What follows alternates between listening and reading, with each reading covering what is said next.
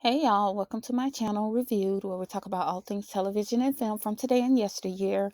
So I wanted to come on here and just do a quick recap of the recent episode of The Shy. It basically starts off with Vincent. He is having some nightmares about Duda and all the goings on. And his brother ends up coming over to the house and he opens the door with a Glock in his hand. And his brother's like, yo, yo, yo, what's up? What's going on? What's going on? And so Vincent just basically just starts talking to him and he tells him that him and old girl broke up. And so his brother was like, well, I was gonna have a Halloween party. I think I should throw it here, basically to take your mind off stuff.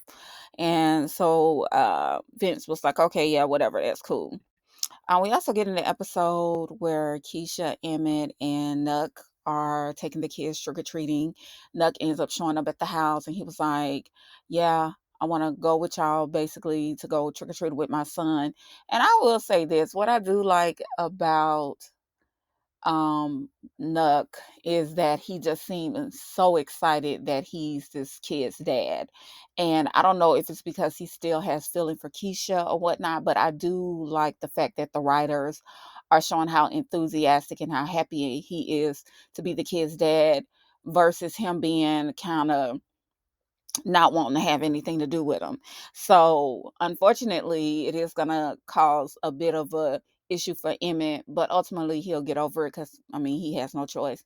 But I do like the fact that they are basically somewhat kind of turning them into almost sort of like a blended family, so to speak. We also in this episode get Portia, aka the brat, and Keisha's mom. She's basically letting Portia know, hey, I'm still trying to get over my ex, and I'm not trying to rush into anything. And of course, Portia ain't trying to hear. She's basically trying to put the moves on old girl, but she kind of shut her down in a nice way and just let her know she want to take her time.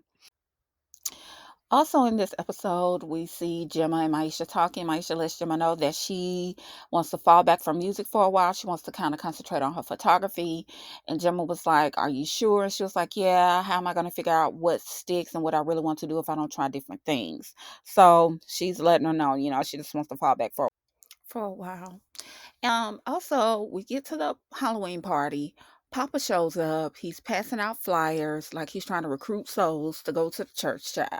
And he just so happens to be there when the pastor's wife comes on the scene.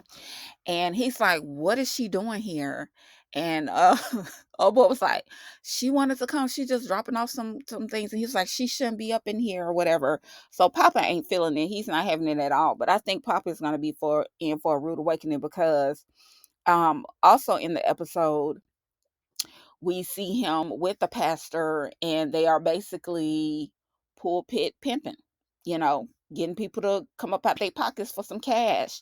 And in the episode, he gives Papa like a wad of money and was like, this is your cut. And Papa was like, oh, okay. And he's like, yeah, go buy you something nice or whatever. But I really think I hope this does not deter him from wanting to still be a minister and things like that. But I just think that them introducing this type of ministry to Papa is either going to make him or break him. I mean, that's pretty much what it's going to do at this point. Also at the party, everybody's hanging around, everybody's talking, and then Bakari's sister walk in and he ain't feeling it at all. I think in the back of his mind he kind of already know that she is the only other person that could have been, let Duda know exactly what he was doing and what was going on. Because ultimately she's basically the only person he does not trust at this point. These two break up, whatever. The fact that these two know each other is a problem for me. The professor goes to see Duda. He's basically asking Duda to let Bakari go. He was like, I'm trying to help him. He wants to do other things. And Duda was like, nah, he ain't going nowhere. And the professor's like, you are harming these black men. You are introducing them into a lifestyle, into the streets when that's not what you should be teaching them. He was like, "You have so much potential. You're so charismatic. You could have been so much more than what you are." And dude to tell him, "Just because we went to high school together don't mean you know me." And he was like, "Whatever, Otis." I was like, not the born name, not Duda born name being Otis. But I don't like this. I don't like the fact that they have crossed each other paths, because at this point, Duda has nothing to lose. He literally has nothing to lose, and it just seems to me, whoever gets in his way, he's gonna take care of them. And I don't know how this is gonna end up. Anyway, we get another scene at the party where Vincent he's talking to Ahmad, and he's like, Ahmad and he are having words, because Ahmad was like, "You need to let Alicia help you." And this was like, "I don't need her help." He was like, "Yes, you do. And to be honest with you, the only reason why she want to help you is because of me. You my boy, and everything, but you really need her help." And then of course it later on it ends up benefiting him because he ain't gotta go to jail. I don't like this. I don't know what's up with Rosalind and this chick here, and why this chick is so hell bent on getting a Glock from Duda, but something about this just seems real sketchy, like real sketchy. Not that I really care, because I could care less for Rosalind, um, but something just don't seem right about this. And also up at the top, we get a scene with Emmett's dad and this dude who just got out of prison, who basically is letting him know, "Hey, I looked out for your son, so it's time for you to look out for me." So I'm trying to see exactly what's gonna come of that, because yeah, he's a little sketch. He's a little sketchy. This is Alicia talking to the judge, convincing her to basically drop the case against Vince, which she ends up doing. We also get another scene with Keisha and Nuck, and I really, really like the fact that again they are incorporating him in their lives. I hope it does not cause an issue for Keisha and Emmett, but I do like the fact that they are showing Nuck wanting to step up and be a father to his son. I'm hoping that they are not doing this because he does want another attachment to Keisha outside of being the young, the little boy's father, and him not trying to get back with her. But I guess time will tell. We also get a scene where the professor lets Bakari know that he went to go see Duda, and Bakari's like, "You can't do that." And he was like, "I'm trying to save you." He was like, I'm dead either way. Because at this point, you going to talk to Duda is not helping me, and me trying to escape him is not helping me. And y'all, I don't know. I really do not know what is going to happen to Bakari. I really just feel like he's going to go. And I'm going to tell you something else that happened in the episode. At the party, Aisha was taking pictures, and she took this picture of him, and I was like, "Yo, they about to get rid of this boy." I got a feeling, and I could be wrong, but I got a feeling Bakari is about to go. He about to be up out of here.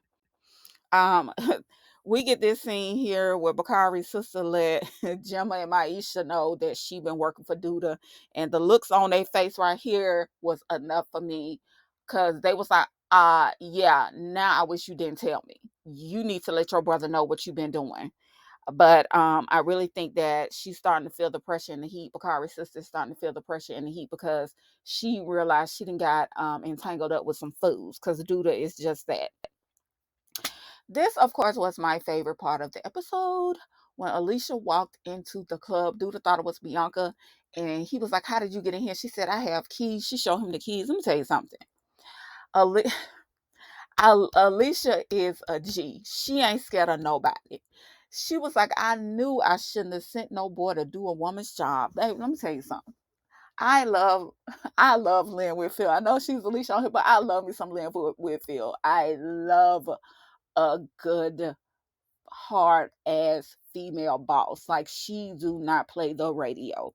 Duda don't play the radio either, but she is not scared of him. And when she walked in there, she was like, sit the F down. And he kept standing. She was like, "That's fine. You won't be standing for long." Oh Lord. Well, what I don't like is this right here. He snatched Alicia up and he was like, "I could take you out with this my bare hands." And then Ahmad walk up with the Glocks behind through the head. Listen, listen, listen, listen. I'm already worried about Bakari going. Now my boy Ma probably about to be up out of here. Cause what you do not do, you don't run up on a Douda. Douda again. He has nothing to lose at this point. Everybody wants him gone. So what is he gonna do? He gonna take out everybody that crossed his path that he feel don't mean him no good. And when I tell you the way that he looked when they kept showing Maud's face at the end, this right here, when he kept looking at Duda, I was like, oh, my boy about to be out of here. And I don't want him gone. I don't want him gone. I like him on the show. Y'all, I love The Shy. I love The Shy. They almost get it right every freaking time. Like the writers, these characters.